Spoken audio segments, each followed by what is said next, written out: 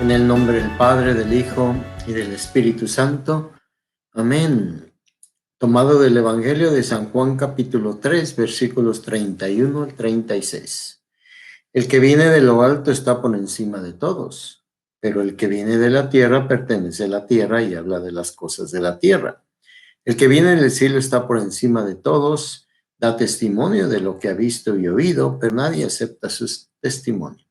El que acepta su testimonio certifica que Dios es veraz. Aquel a quien Dios envió habla las palabras de Dios porque Dios le ha concedido sin medida su espíritu. El Padre ama a su Hijo y todo lo ha puesto en sus manos. El que cree en el Hijo tiene vida eterna, pero el que es rebelde al Hijo no verá la vida, porque la cólera divina perdura en contra de él. Palabra del Señor. Pues este evangelio es presentado por San Juan de una forma como polémica. Nos habla entonces de que Jesús viene de lo alto. Y es veraz porque la verdad es Él. Y está por encima de todo. Y hay veces nos cuesta a nosotros entender, imagino que a los fariseos y continuaba la conversación o lo que había terminado de conversar con Nicodemo, y entonces nos cuesta trabajo aceptar que Dios está por encima de todo y que Jesús, siendo su Hijo, tenemos que obedecerlo. Dice que si lo obedecemos tenemos vida eterna. Y al final de cuentas eso es lo que buscamos en nuestra fe, la vida eterna, ¿verdad?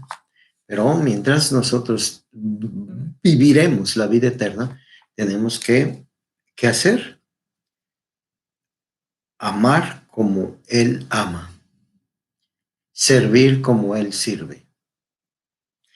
Creer en Él como Él creyó en su Padre. Entonces cada uno de nosotros tiene que aceptar a Cristo en su vida, porque Cristo es veraz, porque en Cristo nosotros encontramos la verdad. Y hay veces esto, hermano, nos cuesta tanto trabajo, tanta lucha entre lo que nosotros no vemos y lo que nosotros vemos. Es muy fácil y es muy sencillo aceptar lo que vemos, porque es humano, es entendible. Pero el hecho de que lo que no veamos no existe, no es cierto. Para poder ver lo que no existe, se necesita fe. Y para poder ver lo que existe, solamente se necesita tener vida y tener ojos. La fe es un don. Y ese don tiene que crecer para que tú puedas ver el cielo bajado. Tú necesitas de fe. Y es una fe que crece. No es una fe infantil, como dice San Pablo, que se nos tiene que dar leche líquida a nosotros, porque no se nos puede dar alimento sólido, porque nos indigestamos. Pero, ¿por qué razón no he crecido en la fe? Mi bautismo inicia una relación de fe, inicia la puerta para poder conocer al Dios por quien se vive. Pero puedo tener 30, 40, 50 años, 70 años, y mi fe quedó en la infancia, en el bautismo. ¿Por qué? Porque no me di la oportunidad de conocer al que viene de lo alto, de aceptar la propuesta del que viene de lo alto, que dice que Él es veraz, de conocer la verdad. No nos llamó la atención la verdad divina. Yo no puedo comprender. No se trata de poder comprender. Se trata de aceptar una verdad divina. Y cuando aceptamos una verdad divina, entonces nosotros podemos ver la verdad divina. Primero es aceptarla. Si yo no, como dijo Santo Tomás, ¿verdad? pongo los del dedo, meto la mano, no voy a creer. En el caso de nosotros tenemos el don de la fe, y por el don de la fe nosotros podemos llegar a ver la obra de Dios en la tierra. ¿Y por qué debemos de ver la obra de Dios en la tierra? Porque nosotros hemos venido a tener plenitud de vida. Y la plenitud de vida no es algo carnal meramente, no es algo material. La plenitud de vida es saber vivir dignamente en la tierra, haciendo la voluntad de Dios. Es decir, bajar el cielo a la tierra. ¿Y cómo se hace esto? Por medio de la fe. Jesús está por encima de todos y de todo.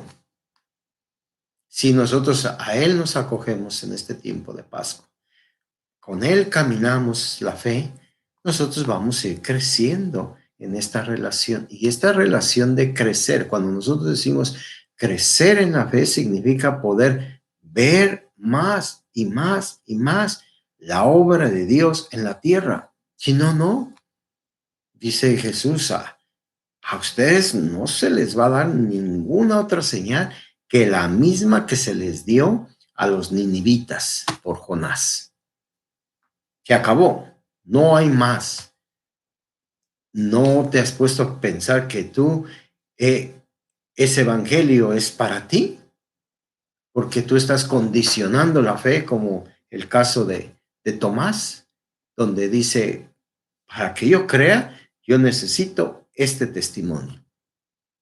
Dios se lo concedió, Jesús se lo concedió, porque no se deberían de perder ninguno de los que le dio, excepto el que se tenía que perder. Entonces tú te vas a perder. La pregunta es, ¿estás dentro de este grupo o estás dentro del grupo de los que se van a salvar? ¿Ya lo tiene Dios marcado? No, porque la voluntad de nosotros no la puede manipular Dios, porque entonces no sería Dios. Acuérdense que para que nosotros creamos en un Dios tiene que tener características. Una característica es el amor. Otra característica es la libertad. Otra característica es la bondad. Otra característica es la justicia. Y entonces tú vas a identificar que verdaderamente es un Dios, que es el verdadero Dios por quien se vive. Entonces, pidámosle al Señor que nos ayude, que nos siga ayudando a crecer, ¿verdad? Que nos enamoremos del reino de Dios a través de la palabra de Jesucristo, ¿verdad? Dice aquí, me fascinan las palabras que dice San Juan, dice, porque Dios le ha concedido sin medida su espíritu. Okay. ¿Por qué no me concede a mí sin medida el espíritu? El mismo espíritu de Jesús, que es el espíritu de Dios. Porque estoy condicionando mi fe, porque estoy atorado por mi incredulidad, por mi banalismo, por mi flojera, por mi pereza, por mi mediocridad, por mi pecado.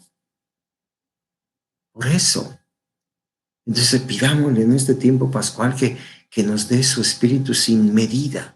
Ven, Señor, a mi vida, te abro mi corazón, todo mi ser, toda mi voluntad, para que tú tengas poder en mí, para que vengas a hacerme un hombre nuevo. Eso es lo que debemos de pedir, que se desborde en nosotros el Espíritu Santo, para que vivamos según esa voluntad. El Señor les bendiga, el Padre, el Hijo y el Espíritu Santo. Amén.